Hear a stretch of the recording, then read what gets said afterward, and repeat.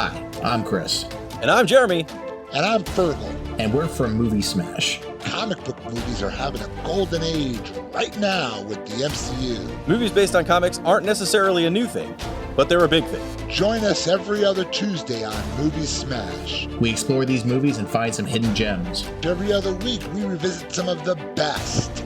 And some of the worst movies based on comics or graphic novels. Was Green Lantern as bad as you remember? Heck no! Is Time Cop the most accurate time travel movie ever created?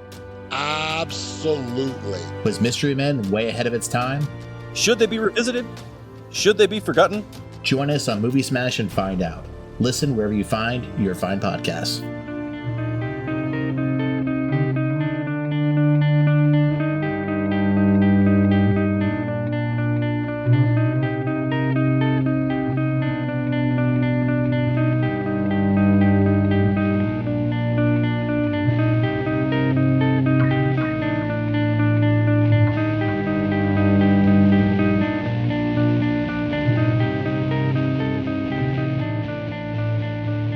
Okay, everybody, welcome to the latest episode of All Too Real 2.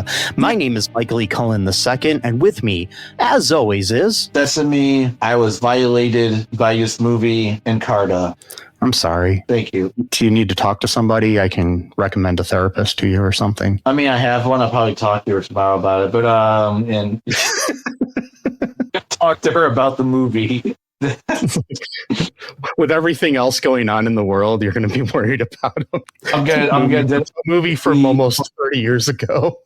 Gonna dedicate the minutes to talking about Spawn, 1997. Yes. Yeah. Well, maybe just wait until they come out with the reboot of it that they're supposed to be making sometime soon. So say that for like 10 years, though.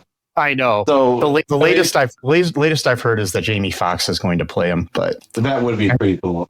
Yeah. Anyways, if you haven't guessed yet by the description title of this episode or anything like that, folks, we're covering the 1997 comic book based film Spawn here for our All2-October. Yeah.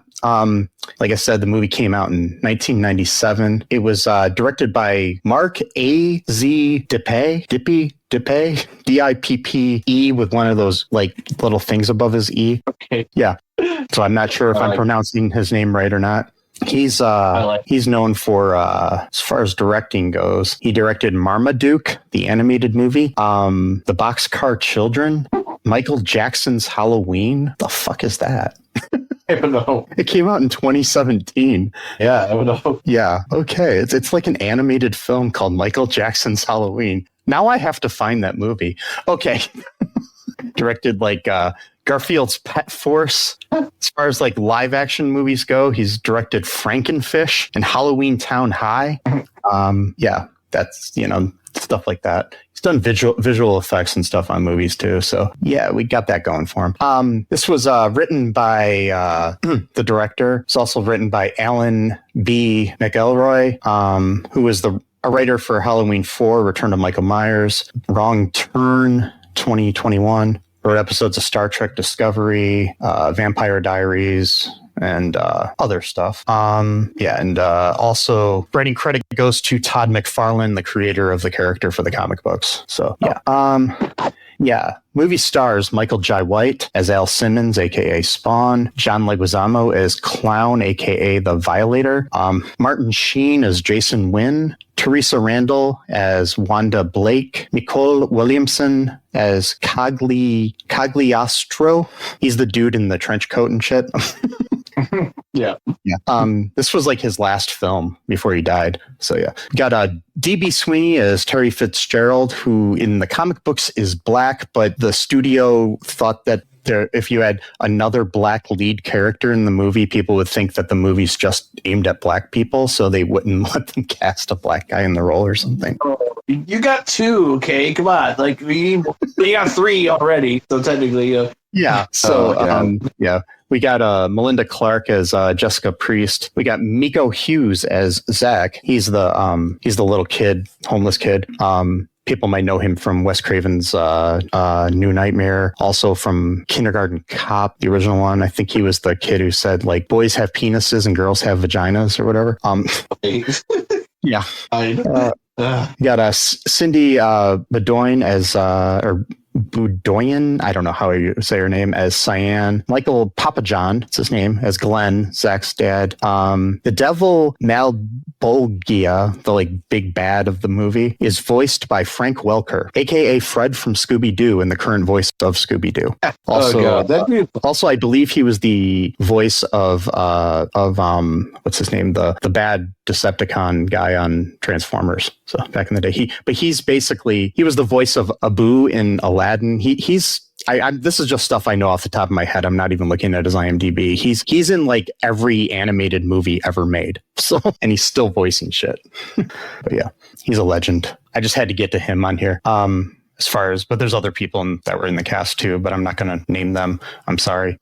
So, Sesame, what's your initial reactions to this? I forgot to say that the Internet Movie Database short synopsis here is an elite mercenary is killed but comes back from hell as a reluctant soldier of the devil. So what's your initial reactions here of Spawn 1997? Oh, shoot. Not great.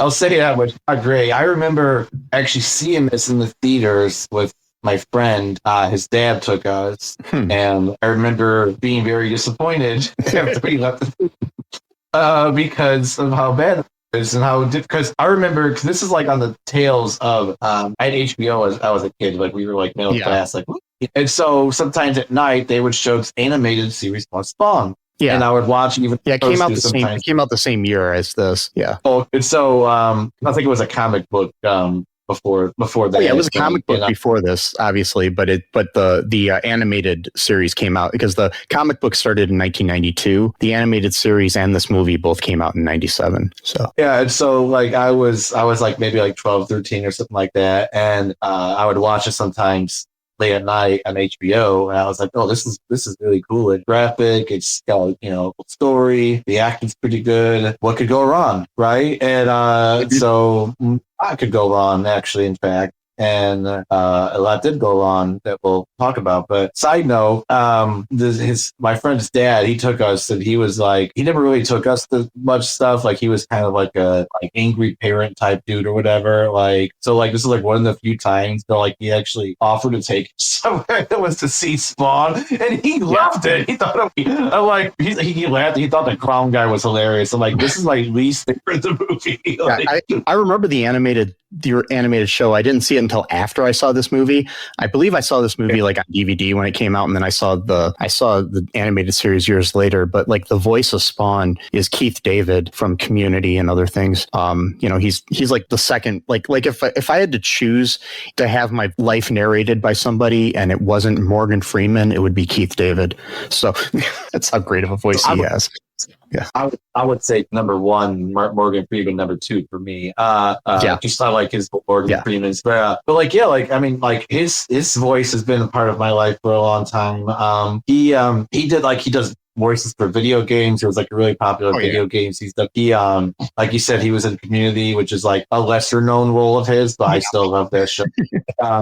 But one of the first things I remember his voice for was this documentary I had gotten simply just called Islam, and that was when I got really into Islam. And he was a narrator documentary. I had no idea until years later that he was the guy who did all of the narration and stuff. I'm like, God, Keith David's like been in my life in some shape or form. Huh? Is he Muslim? Is he Muslim? I don't think so. I think he was just doing narration. I mean, I don't. Not that I know of, at least. And that was kind of, so it's like, Keith David's like been in my life in some shape or form, pretty much like my entire adult. I got the answer here. He also did narration work for the Bible. He was asked if he was a religious man. He said, I'm not a religious man. I'm a man of spirit. Religion can get political. I believe in God and spirit. I believe in church. I've been baptized. I've gone to Catholic, Baptist, Episcopal, and Church of God in Christ. In the same interview, he credited his success to God's grace and said his favorite scripture is Psalms 116. So there we go. But anyways, enough about Keith David. He's not in this movie. So, sadly.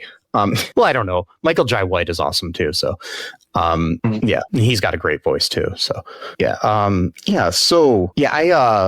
don't remember. I know I saw this movie before, but I don't remember seeing it, if that makes sense. I mean, I don't remember it. I didn't remember anything about it except for John Leguizamo. So, yeah, me too. With real things like certain lines and stuff, like I would remember, but stuff that so in the deep recesses of my mind, stuff I don't even ever think about at all.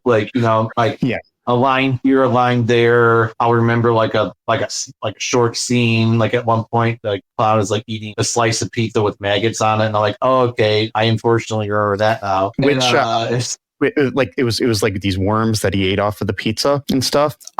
Those were real. He put them in his mouth and had to spit them out right after the takes and stuff and throw up. I read some trivia. Yeah, you've done whatever. Okay. It must have been that bad. I guess it was his choice to do it, though. So more power to him. Okay. And I love John Leguizamo, so he's cool. So he's a great guy. So yeah. What's that? I can't think of the word right now. Not sadistic. The other version. Masochistic. Masochistic of him to eat the worm. Yeah, I was reading some trivia and some stuff from an interview with John Leguizamo about this movie, and he said the other thing too is that it took an hour for him to be able to go to the bathroom while he was in that big clown suit. So one time he just pissed in the suit because they couldn't get it off in time. So. Oh my god, dude! Yeah. But it took him 2 hours to get everything on, but it took an hour for just the suit part of it to come off so he could use the facilities, So it's just I would have figured it would take longer to put on 2 hours, so that's actually pretty good. Yeah. It might have just been the suit that took 2 hours to get on, but sometimes when you put something on, it takes longer than taking it off sometimes, because that's how I do it, because I get all nice and dressed up before I go out on a date, and then the woman just rips off the clothes. Oh wait, that doesn't happen because nobody likes me. You get one of those pull away thing, where you just rip the jeans off and tear away clothing. Breakaway clothing, yeah. So, what happened? Cool sack. Sorry. Then it could be John Coolsack, an old reference to one of our. Oh yeah, Johnny Coolsack. So back to the movie. What happens here? Yeah, sorry, we're getting a little too trying to avoid talking about it. So this dude, his name is Al Simmons. He's a really good mercenary. He takes out the bad guys, basically. That's what his job is. And doing big hits. Turns out that there was a bunch of innocent people that he killed, but he wasn't told that beforehand. So then he wants to quit his job now because he's like, hey, I'm not going to kill innocent people. That's not what I'm doing here. And then his boss is like, no, fuck, you're not going to do it because you have to do it now because I, control you or whatever. I'm going to kill your family or something like that. So he's like, oh, okay. Just do one more job for me and, we'll be square or whatever. It's like, okay. And by the way, this scene's hilarious. Not hilarious, but it's so 90s coded. You got the machine gun stuff. That gunfire sounded much different than it does now in movies. It's a lot more, it's not as loud as gunfire new movies are, but or going on. There's guns. Silencers were a big thing for some reason in the 90s. I don't know why that was a thing, but silencers were a huge thing. And Face Off, a bunch of other movies. It was an interesting time for shoot 'em up movies. But anyway, he kills these dudes in the control room. He puts this missile, shoots the missile out, kills a bunch of people. Yay! And then his partner from the bureau or whatever, one of his partners, hey man, his best friend, Terry Fitzgerald, and he's like, hey man, you okay? He's like, yeah, and whatever, blah blah blah, and stuff. I don't remember exactly the conversation, but a lot happens in the first few minutes of the movie, but then it drags on after. Yeah. This line basically, his partner picks him up at the one point in the morning, and And Wanda Blake, his wife, his girlfriend, I mean, sees him and says, make sure you bring my man home tonight and to Fitzgerald. And and then they go off to work and whatever. And Jason Wynn, played by Martin Sheen, who I met once, but that's another story altogether. But randomly, when I went to the James Dean Museum in Fairmount, Indiana, he just happened to be there. That's cool. God, he played so up in this movie, though. Yeah, what's that? His character was so over the top in this movie. Oh, yeah. Yeah, he said he wanted to be in a superhero movie. That's why, or a comic book movie. That's why he took this role on, just because he wanted to be in one. And this is like early on in the like renaissance of comic book movies. Like, I mean, this is like before X-Men and before Blade and stuff like that. So, but it's post Batman and all the movies in between.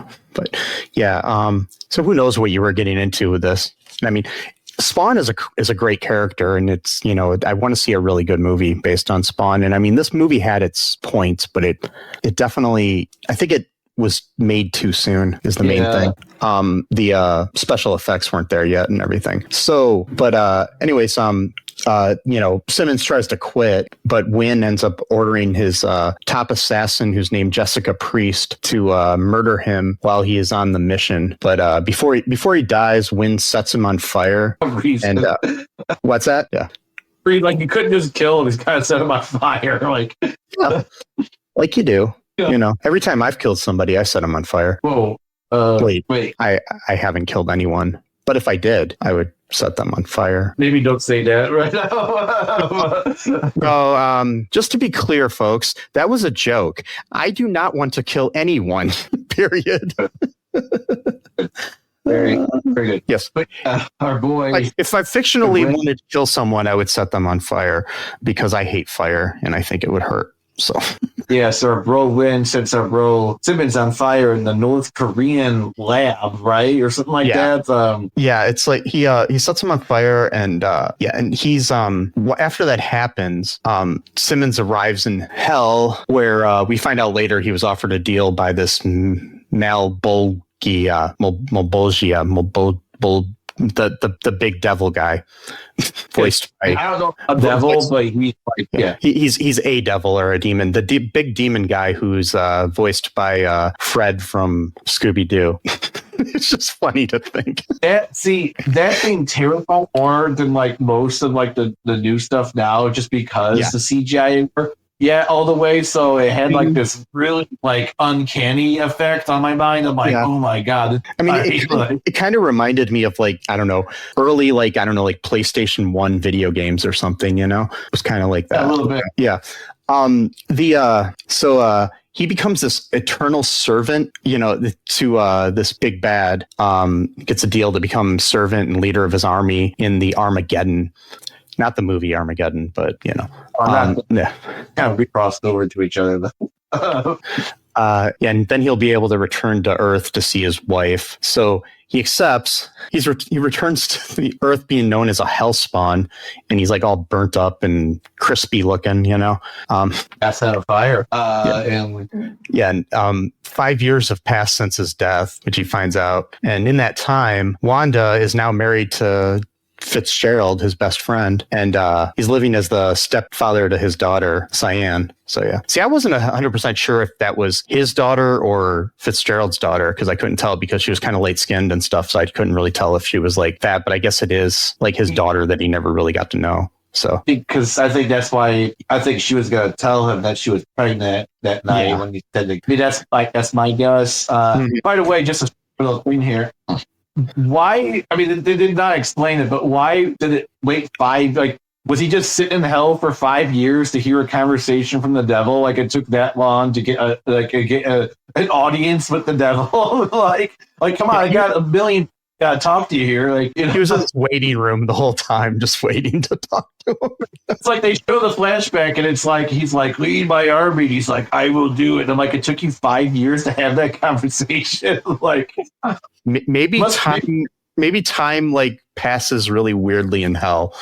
It must have been like, and so I'm like, okay, it took 5 years to have that like 30-second conversation with the devil or whatever his weird name is. Yeah, but that wouldn't make any sense too, because they go back to hell other times and then they come right back and it's the same time. So it's not like, so.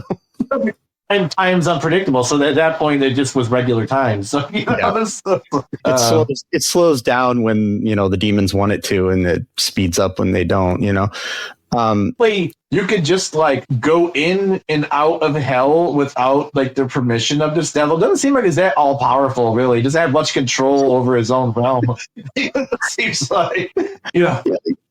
You know how it goes. Yep. You know how it goes. He's not very. Now I know why he's a devil, not the devil, because he's not. I was always imagining that there's probably some kind of hierarchy of like demons, like within this realm, or even like within like mythology, where like each demon king's like trying to vie to become like, the most powerful one. So like there's like a different tier. So it's like maybe he was like hoping like level up or level down rather. Yeah, his name comes from Dante's Inferno, which was actually used as a name of a place, which is the ditches in the 8th circle of hell, where humans who committed the sin of fraud are punished. Yeah, wow. Yeah, and I guess in the comic books, he's Spawn's master who serves as one of the major lords of hell. So I guess this is more of a rule by committee as opposed to a president or a dictator sort of situation, I guess. Even hell's got more of a decentralized form of control than our country does. Awesome. Yes. Yeah. that's comforting to know. Even hell, like, hey, we don't just all rule by dictate here. Like, what? We have like a meeting every week and bi-weekly, and and we make our opinions heard and stuff. It's not too bad. But yeah, that's what we used to our fucking clown guy. Go ahead, sorry. Yeah, it's like if you know anything about religion, it's like how Catholics have the Pope. He's like all ruling, and like Baha'is have the Universal House of Justice. So it's like that. A little bit. Yeah. Oh God. No. I don't want to compare hell to an actual religion. So.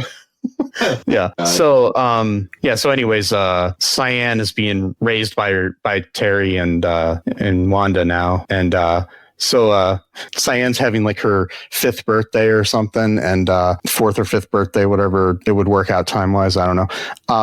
And there's a clown like guy there at the party who's like a 4 foot tall little pudgy clown. Yeah. Poor John Leguizamo had to be like on his knees when he was doing a lot of the acting. Why would they make himself shorter than everybody else? Yeah, I don't know why they wouldn't have just hired a little person. But how would they choose that clown? Because he's so scary looking. I know. It's so weird. Maybe it was like a sight unseen thing where you like call up and be like, "Hey, can you send a clown to our clown to the park?" And you just get that, wasn't like there was a catalog with a picture or anything. I don't know. I've never ordered a clown for a party. Reminds me of that SNL sketch with Louis C.K. where he just orders a clown for himself because he's sad. Yes. That's such a weird. Yeah, I like this. I mean, I'm not a fan of Louis C.K.'s actions in life, but that was a funny sketch. Sad sketch. Anyways, so what else goes on here? I'll let you talk a little bit. Yeah. So the clown shows up. So does Simmons. He kind of stumbles out into the real world for a while, and there's this like ancient looking dude who's like been surveying him to see if he'll fight for this side of good versus the side of evil. And he's like, hey, you're always welcome here in our trash circle where everyone's homeless. Great, thanks. Thank you for the warm welcome, literally, because there's burning hells. And so he's like, fuck you, I'm going, leave me alone, whatever. His face is all burnt to a crisp and shit. The clown dude already at one point had talked to him, but I think he kind of forgot about it because he was like sort of like, what mind was all there. So I think he just forgot better. And so he shows up to the party looking all burnt and shit. And for some reason, his dog Spaz immediately recognizes him. No one else does, but for some reason, Spaz, well, dogs are. I don't know, smell him maybe or something. Yeah, and dogs can sense good people. It was. I was just at my sister's earlier, and they've got a new dog named Millie who was still kind of young and had been like jumping up and being kind of mean and stuff to people. She came right up to me today and was being all nice and like rubbing her head against my legs and wanting some loving, and I was giving her hugs, and then I would say kisses, and then she would lick my face. Just randomly. Like I taught her a trick. You just say kisses, and then she licks your face. Yeah, it's so cute. Yeah, so he's out there like burnt and crispy and shit, literally hiding in the bushes, really creepy. Like I would be freaking out if I saw some guy just like hiding in the bushes, his face is all burnt, like what? Yeah, and but like so yeah, I would be too if it wasn't the normal guy who's in my bushes, but if it was a different guy, that's different guy. But yeah. Spaz is totally out with his old master, his old dude, or whatever. Yeah. Not too freaked out about him either, which is kind of interesting because normally a kid, if they saw like someone's burnt face, they'd be freaking out kind of. She's just kind of like cool with it, which is weird. Like maybe she's doing a day where she just is not like fazed by like blood and gore and stuff. Like she can just see through it. So that's kind of nice. And but everyone else is freaking out. The Wanda, Terry, and like, get away. And he's like, it's okay. His name is Spawn or whatever, because he didn't even want to tell her that was his name. He's just like, it's Spawn. It's like, what I like about this movie though is that they at least tried to put in the effort of making him like an actual human being character with like a personality other than just like I'm a brooding superhero kind of guy, because like just right there, like doesn't really want to call himself Spawn. He's kind of like self-deprecating about it. At one point when he's testing his powers, he's kind of like, holy fucking shit, like he's like kind of acting like a person would act, and so that was kind of cool. But yeah, Terry and Wanda are not having it. They make him leave. The clown guy claims that he works for him, which makes it even creepier because he's like, bad, crispy. I'm like, what the fuck is happening? Like it's just so weird. And so he drags, Spawn out and tells him what's up, basically like, hey, you got this mission. Remember, you gotta go kill Wynn, the guy who killed you. It's pretty simple enough, right? He's like, yeah, it sounds good. The clown, which later on we later learn, sorry if I can talk, his name is Violet. He's actually a demon, but he just takes on the clown form when he wants to be humanoid, I guess. Yeah. And so kind of like Pennywise or something. A little bit like Pennywise, but even creepier, I think. Yeah, actually, just so he's a demon himself. He actually is kind of angry at the. I'm not even gonna try to say his name. At the head demon. He thought that he deserved the right to lead Hell's army because I guess he has seniority or tenure or something like that. And the devil's like, no, it's not you. It's this guy instead. So he kind of like on by having to be his trainer essentially. Because he's like trained replacing it kind of in a way. But on the same token, he's also playing both sides because he's also having Wynn.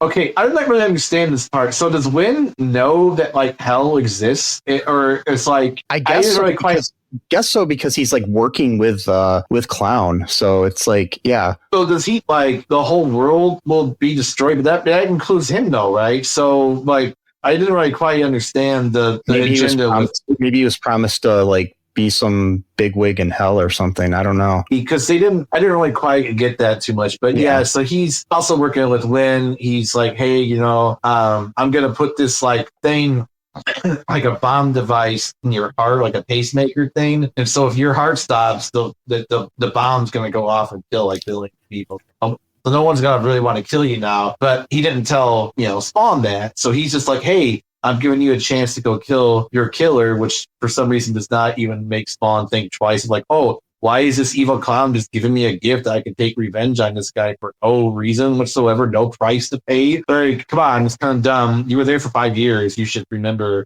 shit that happened to you. But no, he doesn't even think twice about the idea that like maybe this clown guy is playing both sides a little bit because. Well, I mean, I think his memory was fragmented. They said at one point, so that's why he doesn't remember shit.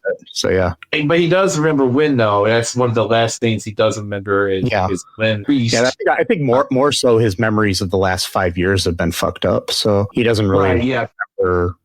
Hanging out in hell or whatever. So yeah. Yeah, in hell. There you go. Yeah, he probably doesn't remember that. But yeah, our boy Clown here, he's fucking shit up like usual. He's acting all weird. He keeps following him around like in the homeless area that he's at. bugging him all the time, eating maggots off of pizza, eating worms off of other shit, just being a nuisance, just annoying. I hate this character so much. I cannot stand. I cannot describe how much I hate this character. Like this character, the main thing that ruined the movie for me when I first saw it in the movie theaters. I hated him so much. It's like it's okay, like a few things here and there, but it's just like constant one little saying and quit after the next. Yeah, it's speaking of like I mentioned Aladdin earlier. It's kind of like the genie in Aladdin, but like not as good and like more annoying. You know, I just could not. Oh God, I just could not. I get it. The character was meant to be irritating, but it was like I just could not. To be honest, I don't think I've even seen the movie since I saw it in 1997. To be honest, so it's just so angry, and so he's like, I mean, I would be pissed off too if this guy's following me around all the time, just trying to get my goat constantly and farting and shit and. At one point, he even wore out, so he's got skid marks in his underwear. I'm like, Jesus fucking Christ, dude! Like, get out of here, get up! Like, it's like kind of like the demon and angel on both shoulders, kind of thing. So you got him; he's like there to constantly remind him of like his mission, basically that he gets to see Wanda, as he gets to lead Hell's army to defeat God, I guess, or something. But then the other person is this guy who's a former assassin, and that he also was given the same deal, I guess, from the demon. Yeah, and but he got his soul back and escaped. So yeah, that'll be the thing about this. So again, this demon is not very good at his job, he's got limited power because for one thing, apparently people could just go in and out of hell at their own pleasure. I mean, I guess you could call it, I don't know. Whatever you'd call it, so he doesn't have control about or exits from his realm. That's a big thing right there. Like that's probably like number one thing you should have control over is who gets to enter and who gets to leave your realm. If you can't even control that, everything else falls apart. Like that, you know, forget tricks, forget all the cool shit. Start with basic. That was his problem. He's probably like a fashionable demon. He's probably like, oh, I want all the cool shit right now. I want all the lava and the cool volcano shit going on. I want these weird like rafts that are like swimming in the lava. I want all of that, but I'm not going to care too much about who gets to come in and come out. Well, there you go. It's like a person that rules and only cares about themselves and doesn't actually care about the people or demons they're serving. And you know, nothing like that has ever happened in the real world, though. I mean, like if you consider like the lava and stuff is like this demon's ballroom, for example, and he's like he wants to really make ballroom / lava room look really cool, but he doesn't really care about like security that often. So anyway, so this demon's I mean the demon in this movie. Sorry, I didn't mean the other demon, but the demon. I guess both demons are dumb, but like this demon, you know, he looks all scary and shit, and he probably is, but he doesn't have very much control over his own realm. And this has happened a few times. Spawn, I think, has entered at least 2 or 3 times back in and out of hell and was able to get out. And apparently now you could just get your soul back? How does that work out exactly? Like you could just decide that you're not going to like fight for him anymore, which that's like a weird, like you think a powerful demon would have a thing where like, if you try to like not do it, I'm just going to like actually kill you, or I'm just going to like make you force you to it. But like you have so little power that you can't just control someone's soul. They can just get their soul back. That's odd. And like at one point, literally, he's flying out of hell and then tries to grab him, and he can't reach high enough to get Spawn and then take him back into hell. So you're telling me you're a demon who doesn't even have the power to really? That's what we're going with here? Wow. Okay. So apparently to have a normal looking body that doesn't like have any supernatural abilities. Like I'm thinking if I'm a demon, like superpowers, I would have like be able to stretch my limbs, for example. Like if I need to grab something, oh shoot, my arm only goes this amount of feet. Oh, I can't do anything now. Really? You're a demon? Okay. I don't agree with you. I think you're dumb, and I'm glad that you're dead. Anyway, it makes a lot of sense to me. No, I'm joking. It makes so much sense to me. This guy cannot control Spawn and whoever else comes in and out of his fucking realm. And so this other dude, he's like trying to get Spawn to like realize like, hey, your old life, is just your old life. You can't have it back. This is your new path forward. Just, accept reality and move on. Yeah. And while this is all going on, Wynn has this like virus that he's going to like unleash onto like half the world or something. That's going to like this virus that's going to kill a bunch of innocent people. And so what ends up happening is he has some like heart problems, I guess, after like a fight with Spawn that they have at this ball. Speaking of ballrooms, and where Spawn had killed Jessica Priest. But anyways, they do this thing where they hook up this thing that if his heart stops beating, it'll set off this virus. So whether he lives or dies, it'll get set off.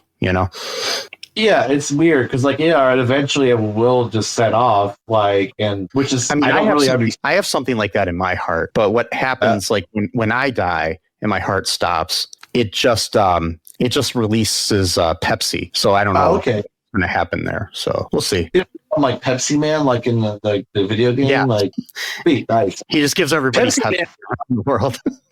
Pepsi Man should have been a character in this movie. It would have been welcome. He's also helping. The CGI in the Pepsi Man video game is about as good as the CGI in this movie. So, but then again, 1997. So they should have got a better budget by having Pepsi sponsor them, and Pepsi Man could just give Spawn Pepsi, and that's what makes him get stronger. It's like supposed about, but no, that game came out a few years after this. But yeah, so yeah, our boy Clown here, they eventually get into a fight. He turns into his true form, which is called the Violator, and just totally beats the shit out of Spawn. Spawn, he was too big for his britches here. He didn't. Had no idea that this clown guy was actually a real demon, and he got a few hits, but man, Violator just crushed him. You literally just threw him into a bunch of spikes so he couldn't even move his body. It literally looked like he was being crucified. Which is interesting. Symbolism there. My question later, if the demon, right? We understand that. He's pretty powerful. Obviously, he's not as powerful as the devil, but he's still pretty good. Is the clown shit just his normal personality as a demon, or is he just doing that? Because I want to know if he's in hell, if he's just acting like Clown but with his form. Is he the jester demon who's just cracking jokes all the time? Well, according to his fictional character biography from the comic books, Violator is the oldest and most powerful of the 5 hellborn demons known as the Felbaic brothers. And his main purpose is to guide Hellspawn towards fulfilling the big dude's desire to cultivate evil souls on Earth for Hell's army.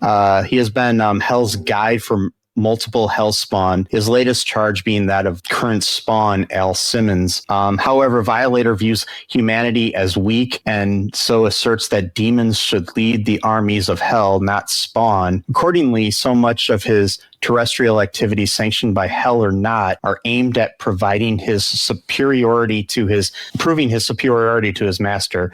The Violator's current humanoid disguise is that of Clown, a 3'10" overweight balding man with menacing face paint and 3 fingers on each hand in the comic books. The Violator is not a demon to be taken lightly. He has shown many times that he is more so I'm guessing he chooses this visage for Earth, which I don't understand. My thing is if I could just choose, if he's choosing what he looks like, so my thing is if the Violator, I don't know if he can choose to be what he is. Did he choose to be a clown that's 3'10" overweight and balding? Because why wouldn't you just choose to be a normal looking dude? That's what I'm, if you can choose what you're going to be when you're on Earth, because it doesn't. Maybe that's it. Right? Yeah. Maybe he's just a weird demon, and he thought that would be fun to do. Yeah, it could be, but I'm just wondering, does he have the power to change it too? One day he can look like Brad Pitt, and the next day he can look like this clown. What it's just what the fuck. I don't know. At least in the movie, didn't seem like, but maybe in the comics he can. I'm not sure, but yeah, I'm gonna actually. Not It's for on HBO now. Yeah, the animated series. Yeah, Yeah, it's on HBO Max, I think. yeah. I might have to start watching it again because I remember watching it back when I was like in my 20s or something. So yeah. Anyways, so in the movie, then we got there's a thing where so basically he learns that the Violator and Wynn are both after his family at this one point, and then he's trying to rescue them. It's funny too. I was reading too about the thing is Cyan's not his kid in the comic books, but in this it seems like she is. Oh, okay. Yeah, like in the other one, it's like his, I guess stepdaughter or whatever you want to call her. So, yeah. Is it not Terry's daughter either? Then? Oh, no, it's Terry's daughter, but it's like not not his. Like after like she was born after he died and was conceived, I guess, after he died too. So yeah, yeah. From what I'm reading on Image Comics website, or their database or something might be like a fan page or something, and it says that Cyan Fitzgerald was the innocent, wide-eyed daughter of Wanda Blake and Terry Fitzgerald. She was frequently an emotional sore spot for Albert Simmons as he had tried to have kids with Wanda unsuccessfully. So he probably feels like a connection to her because he couldn't have kids with her. Yeah. So right. Yeah. So then what else is going on here in the movie? So he kind of figures out what's like sort of half the plan. At the very least. Before that, though, was this great thing where it's like this training session where he's gonna like learn how to do his powers and that like lasts for 2 minutes and then he's ready to fire. I was like, oh wow, that's fast learning. Like usually, it takes like weeks or months. Like, let's do a couple minutes and it's like you can use your powers now. You're expecting like a Rocky style like montage or something at least, but no. He does like two things and it starts, I think you're ready. It's like, is he? I don't know. That's like, not sure about that, dude. That's how all good training goes. It's like, like the best baseball players in the world, you just hand them a bat and be like, okay, swing. All right, you're good. I know. I think they had like maybe a bigger budget. Actually, I don't even know the budget of this movie. It could have been a lot of money for all I know. The budget was between 40 and 45 million. And then so that's not too big for this kind of. It was kind of successful at the box office and made 87.9 million. So yeah, I mean, at least it got double what it was cost. But but it's like I was like expecting like a kind of a bigger scene that was just like it was over and it's like okay, so now he knows how to use his cape. Yeah, I mean, he's got this really cool cape. It's like one of these training montages that you would see in like Rocky or in like the Hercules animated movie or something, like where you're it's just like it's something that gives you like a moment like relief and suspense because it was kind of like funny because they were kind of like joking around a little bit, which again I wish this guy had more of a personality because like no offense against the actor. I know the actor's really good, but the way he played it was like he had almost like no emotion. Like, I don't know if that was, I think that maybe that was intentional because at one point Wynn read his dossier and says you are a borderline psychopath. So maybe that was intentional, like not having any emotion, like just getting the job done type of thing. Like, and then it didn't help much when really Coglistro or whatever his name is doesn't really have much of a personality either. So. In this movie, he's just like so stoned. I mean, I guess being alive or dead for 500 years and you're fighting, against hell. I guess maybe you do kind of develop that sort of like stoic kind of philosophy because who knows? There could have been a whole bunch of spawns that he had tried to train and convince throughout these 500 years who all failed or either were killed in the process or decide to fight, for hell or whatever, So maybe he had to kind of put on like a suit, the armor, if you will, of mental armor or emotional armor to not get too, bogged down by, failure or disappointment or whatever. And but they could have done so much better with that. I think that guy was in the animated series too, but much better version than what we got in the movie. I mean, it's nothing against the actor either. He was so like there's this old live action movie called Excalibur, and he which I got a interesting. I think it was Excalibur. He was he played Merlin in that. And Excalibur, which was that's the movie. I was just making sure I had to see the cover of it. I may have actually talked about this on the podcast before, so I'm sorry, but there was so this girl Rachel, when we were in like the fourth grade, they for English class or something. They wanted a movie for us to watch over a couple days. And so we decided we're going to watch Excalibur. And her family had two different versions of it, one with the nudity edited out and one without. She brought in the wrong one. Oh, God. By mistake.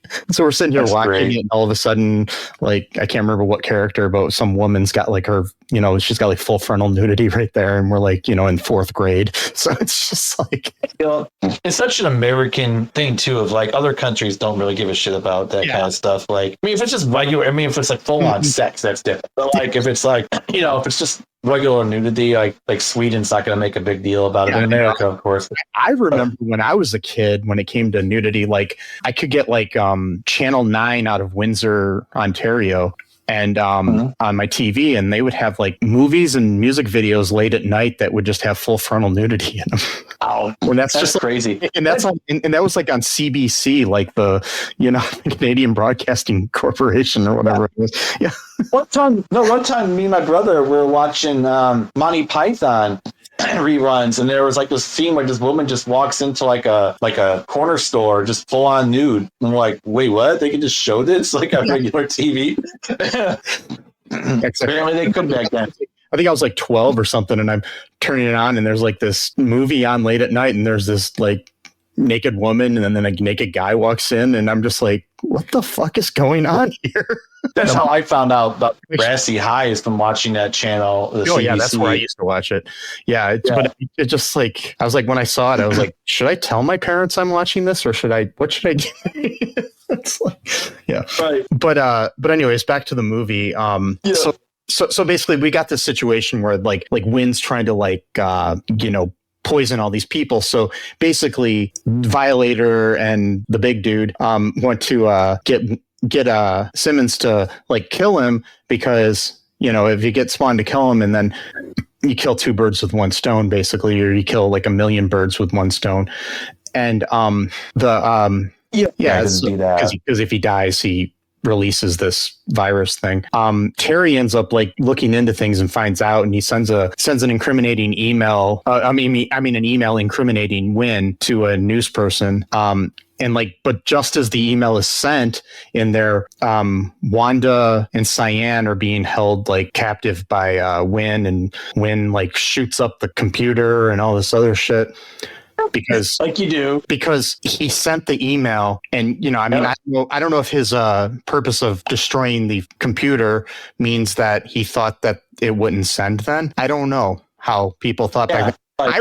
I remember when my mom first got a computer, and she was convinced that her Hotmail account, which was on the internet itself, was clogging up her computer.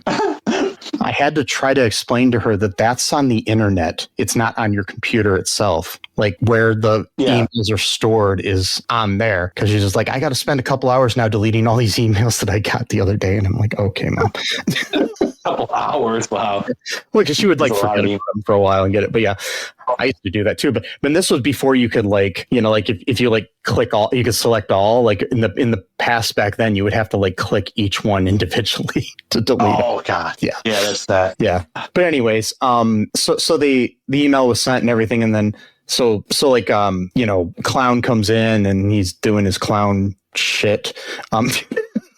No. We're basically taking the family hostage, and they tie him up and stuff. And they put a ball gag in Terry's mouth, which I thought was weird. Yeah. Where'd it come from? No, probably from the clown. I don't know. Violator, you know. Yeah, maybe that's what he means by. I don't know. Maybe. I don't want to know. And so basically, Spawn ends up like abstracting or what is it? What's that word? Like where you take something out of something. Extracting. Yeah. I'm tired, folks. I did like a million loads of laundry today, so I'm like really tired. So so he extracts the thingamabob from the heart of Wynn, and destroys it. So then, you know, the virus won't be released or whatever. And so Spawn is then he and Cog, him and Cog are sent to hell. Yeah, there you go. Cog. They both battle the demon and like subdue him, and Spawn is then confronted by the big dude as he basically says to them, "Hey, I'm not gonna fight for you. You know, I've got my own shit to do." No. And so he escapes back to the Fitzgerald's house, and they come in, and so the Violator has recovered, and he follows them back from hell, and they have this like big confrontation, and Spawn decapitates the Violator, and he violates him, and he's like, even to his death, he's still making jokes. I'm like, oh my god. Yeah. And then his head is like making jokes, and like you said, and like haunting them, and then he retreats back to hell. So we don't even know if he actually got killed or not. Maybe, but maybe not. Maybe they're setting up a sequel. That never happened. Yeah, that never happened. No. So then Wynn is arrested, and Spawn realizes that there's no place for him in Wanda's world anymore. He basically says that they're good together, whatever, his best friend and his girl, and I guess his kid. And he's like Batman, where he's just kind of standing brooding on like a tall, like basically literally like Batman with the cape and everything. Like, he returns to the back to the like homeless encampment or whatever with Cog, and then Zach was there too with Spaz and the dog. Yeah, so yeah. Like the dog kept following him around. Yeah. Yeah. So there's that. Dog Violator, no fear. No fear. Spaz says no fear. Fucking bit Violator in Violator's true form, not clown Violator, like real Violator. Yeah, because not clown Violator, but real Violator. Imagine that. You're a tiny little. He wasn't even like a big dog. He's like one of those really tiny dogs. Yeah. Maybe like not even a foot tall, and he bit Violator in the leg or the ankle or whatever. Yeah, crazy, man. Yeah, he kind of was like he's a little dog. He reminds me of my sister's other dog, Newt, which they've had for years. He's my buddy. He loves me too. Oh. He's always happy to see me when I come over. He's like all excited and barking at me and looking at me and wants me to pet him. I didn't get to spend enough time there today. I really wanted to like hang out with the dogs and my nieces and nephews, but yeah. So anyways, anything else to say about this movie? No, not really. Just don't watch it. It sucks. Yeah. Like on a scale of 1 to 5 scares, because it's our Halloween time, like movies, what do you give this movie? The scare factor, probably. Well, it doesn't necessarily have to be scary. I'm just using scares instead of stars. 1 to 5. I would say the reason why I picked it, because even though technically it is like a quote superhero movie, it's because about hell and stuff. So I figured that's kind of has its own like horror. Like I swear to God, that demon thing scared the shit out of me. I would say about 3 out of 5. Like the head and the main dude. Like man. So a 3 out of 5. That's probably where I would go with it too. I mean, I don't think I'd watch it again. But no, definitely not. Yeah, not me. So, anything else to impart on our listeners here? No, not really. Okay. I mean, other than the normal shit we talk about, like being nice to people and stuff. Yeah. So that's what I was going to say here, folks. Be good, be different, be yourself. Check out our TeePublic and our Patreon and help support the show. You can find links to those at all2real2.com. There's links to our social media as well. You can follow us and stalk us wherever, just don't like threaten. Just don't like threaten my life or anything. I've had enough of that lately. Wish I was joking. Also, give us a 5-star review or whatever you can anywhere you're listening to this. Make sure you subscribe to the show and download our episodes and stuff like that to help the algorithm give people the show and help more people find us. Comments, reviews, thumbs ups, all that good stuff. It helps. It's a little thing. It takes like 2 seconds and it doesn't cost you anything. So I know I'm sounding like I'm begging, but please do it, folks. I would appreciate it. But other than that, just remember that trans lives are human lives.